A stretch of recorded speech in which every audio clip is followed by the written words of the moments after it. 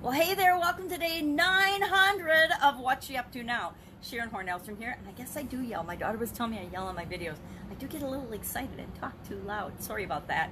Anyway, day 900. 900 days I've hopped on and shared, sometimes ridiculously, sometimes happily, sometimes very, very disappointed and sad. What I've been doing is I transitioned from the brick and mortar world, the corporate world, the offline world, the real world, to the online world, to the internet, going from being in the real world and doing physical things to doing online, more digital things. It's been an interesting journey so far, and I'm not a dead duck yet. It's not over yet. I guess it's not over till the fat lady sings. It's not over until we quit. Nothing is over or ended or until we stop doing it, until we choose not to do it anymore. Dead duck was, of course, the idiom for Supersize Your Business today, and talking about what it means. And, you know, we can be a dead duck as in terms of a role that we've been in, or a job, or an occupation, or a business, or a project, or a plan. We can experience a dead duck feeling when a relationship is over. I'm divorced, so at some point when I knew my relationship was over, I felt like a dead duck in my relationship. We can feel like a dead duck, or we can experience people that behave like dead ducks in different situations when the fit isn't right for us, or when we're just in trouble, or when a project's kind of fizzling out and we know, okay, this project's not going to survive, we need to figure out something differently.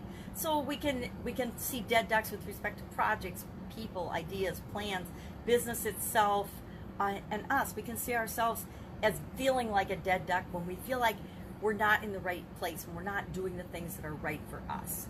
Been there, done that. At least I know I have. Maybe you've never felt that way, but I have definitely felt like, geez, this is just not right. I feel like a dead duck. I'm not having the impact that I want to have in this situation. What am I going to do about it? What am I going to do next? So that was our idiom today. Fun challenge today was to share your favorite board game or your favorite game. So that was actually a fun one, to think about, what is my favorite board game? What games did I love to play as a kid? What games were fun for us?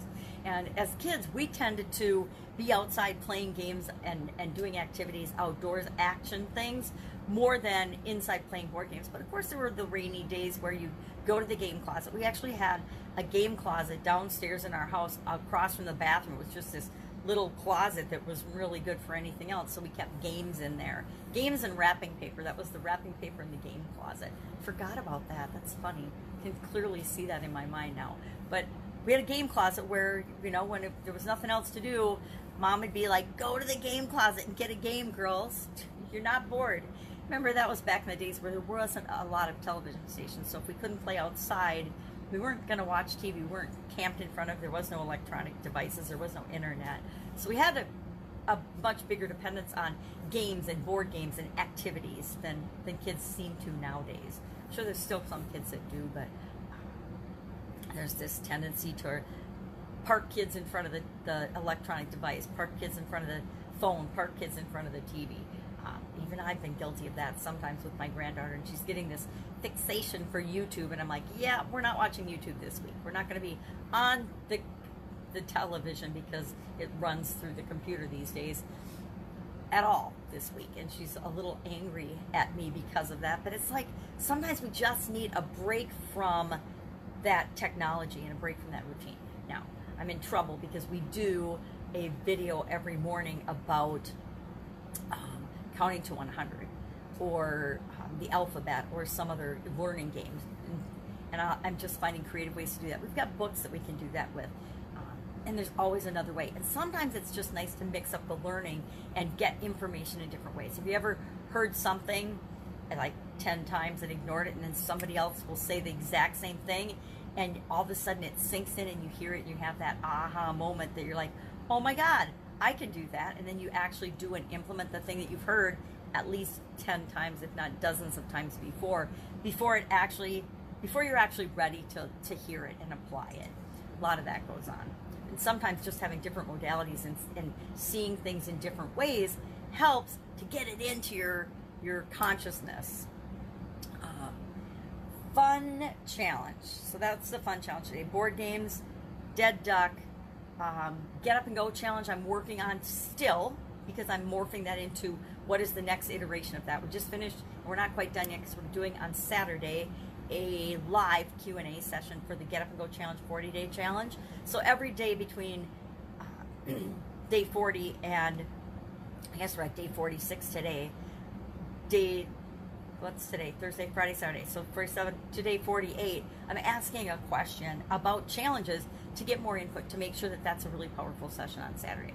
Live, 11 a.m. Central, we will do a live Q&A. And guess what? It's going to always be recorded and stored in the Get Up and Go Challenge page, because I don't throw that stuff away. I don't take it down to create false scarcity and get people to sign up for a super expensive coaching program or whatever. I could do it, but I don't want to. I want to provide as much value as I can and give it to people and keep it up there, so when they discover it, they can go back and they can listen to all. I did a 30-day challenge in April, Get Up and Go challenge. I did a 10-day, and I did a 40-day. We're just finishing up the 40-day. Actually, we finished the 40-day and we're going to the Q&A. So it's really going to be 48 days of content that you can go in and listen to whenever it's right for you. Because like the thing that we hear a dozen times, it isn't always the right time for us. So when it is the right time for you to decide, I'm going to finally use the SOAP framework to make sure and guarantee that I get better results whenever I'm faced with a challenge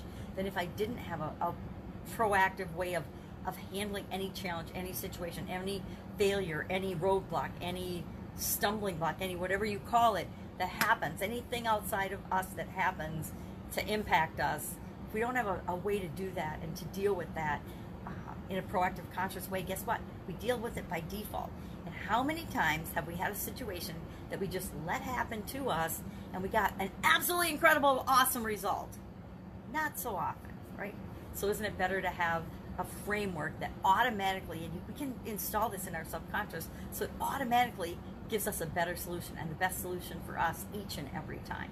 That's the whole purpose and the whole point of the Get Up and Go Challenge. And that's why I don't take it down and I don't say, oh, buy my product, or I'm going to take it down on Monday night when I take my offer away, and then guess what? Oh, next month I'm going to do the same exact challenge again. I hate that. I absolutely hate that. And everybody's doing that nowadays. And go ahead and do it. Make your money, make your short-term money, have at it. But are you really helping people, or are you just making a quick buck? Maybe you're helping people and making a quick buck. Who says it has to be one or the other? Anyway, that's my commentary for today. Go out, have an absolutely awesome, amazing day. If you have a comment for or a question about challenges, go to the Get Up and Go Challenge page on Facebook and submit your question. Just share it in the comments below on any one of the posts from any of the 40 days, and I will make a conscious effort tomorrow to go back through and make sure I've caught and captured all of the questions so that we can review and make sure that everybody gets their questions answered, and especially so that you get your questions answered. So go out, have an absolutely awesome day, and I will of course be with you tomorrow. Take care. Bye.